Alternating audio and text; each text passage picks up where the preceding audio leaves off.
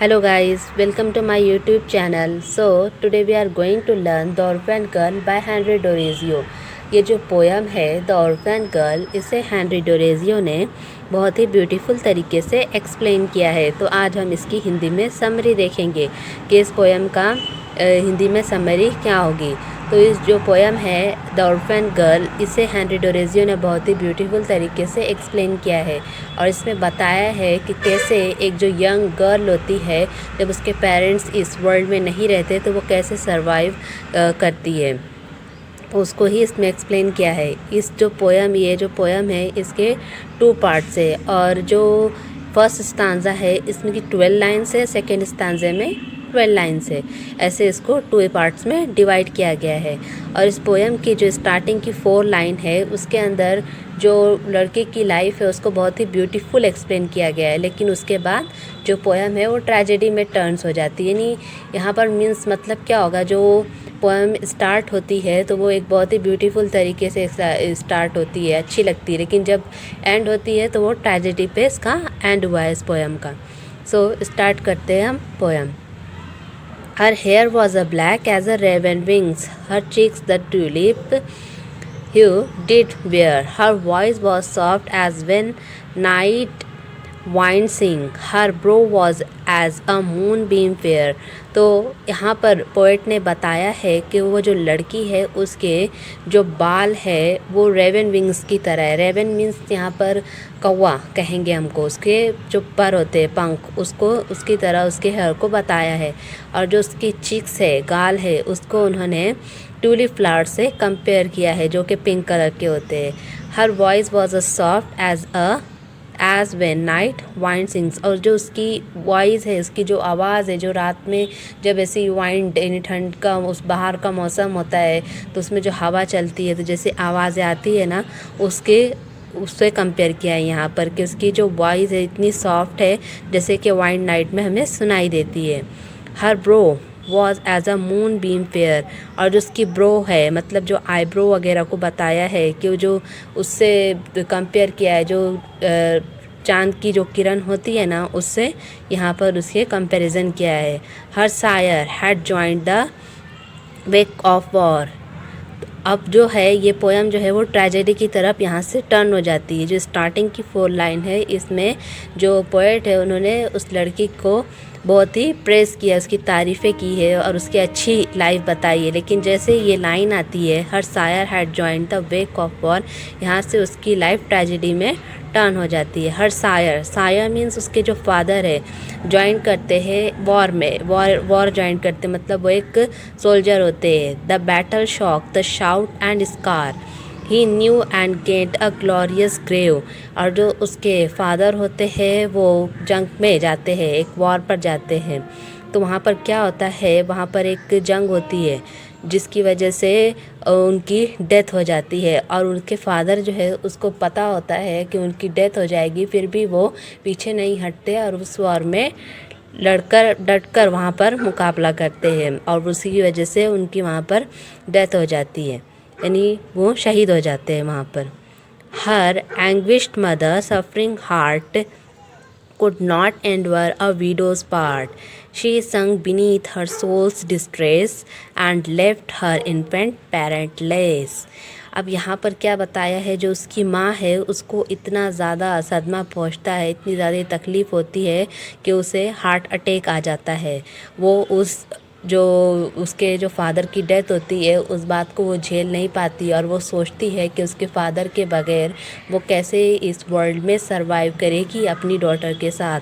तो उसको इतना ज़्यादा सदमा पहुंचता है कि वो अपनी जो बेटी है उसको इस दुनिया में अकेला छोड़कर चले जाते हैं। अब मीन्स यहाँ पर क्या मतलब हुआ कि जो उसके पेरेंट्स है दोनों, जो उसके फादर है और मदर है, दोनों की डेथ हो जाती है। तो यहाँ पर ये अभी जो पोयम है वो ट्रेजेडी में टर्न हो चुकी है। अब हम इसका सेकेंड पार्ट देखते हैं।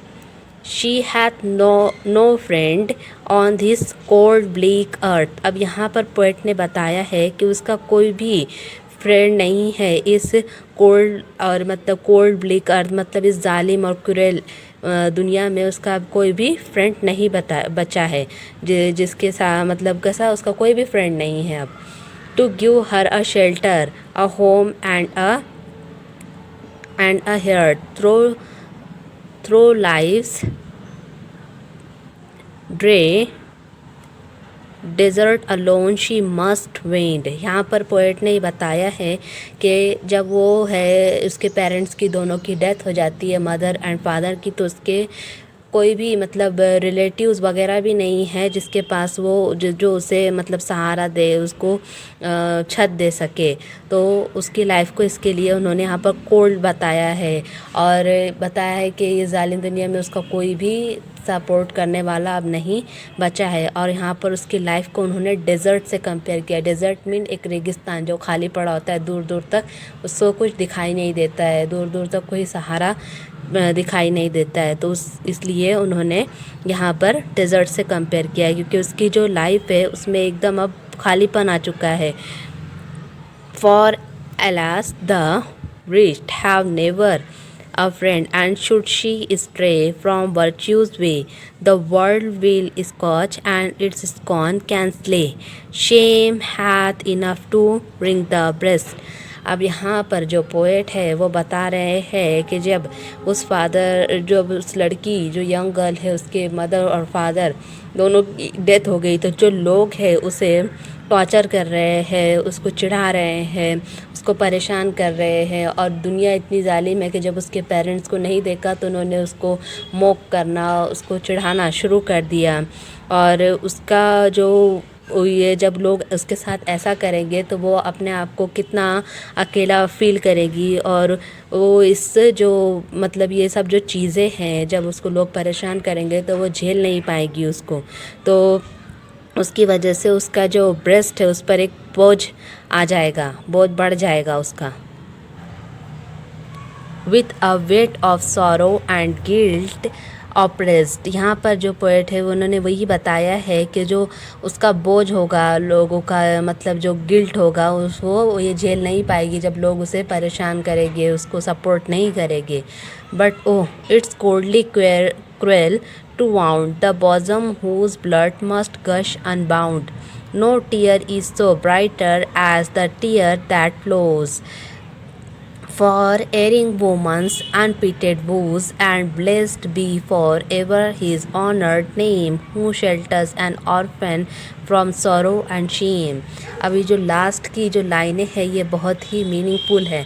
और यहाँ पर पोएट ने ये बताया है कि जब उस लड़की के इस दुनिया में कोई भी नहीं बचा और जो ये दुनिया है वो उससे क्रूएल की तरह उसका बिहेव करेगी, मतलब जालिमों की तरह उससे बर्ताव करेगी, तो जो उसका जो ब्लड जो लोगों का ब्लड है वो कोल्ड हो चुका है, कोई उसका सपोर्ट नहीं करेगा।